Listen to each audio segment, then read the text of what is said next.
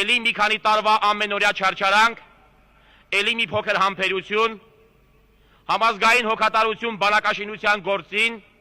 իդեմս նաև համայն հայության իսկ թյուրս աշխարհի եւ համոզված եղեք 21-րդ դար կմտնենք հզոր, շատ հզոր բանակով։ Միասնության դեպքում, անկախության ճանապարհից, քաղաքական, տնտեսական, ռազմավարական սկզբունքներից շեղվելու դեպքում 21-րդ դարը մերն է լինելու։ 21-րդ դար այս ճանապարհով հայ ժողովուրդը մտնելու է ամփոփ, կառուցիկ, ամուր պետությամբ, զարգացող տնտեսությամբ ու ազգաբնակչության նորմալ սոցիալ-կենցաղային, մշակութային, կրթական մակարդակով։ Հայաստանի Հանրապետության զինված ուժերը պատրաստ են պաշտպանել այդ ճանապարհը։ Ուրեմն, փառք Հայաստանի Հանրապետությանը, փառք ստեղծագործ հայ ժողովրդին,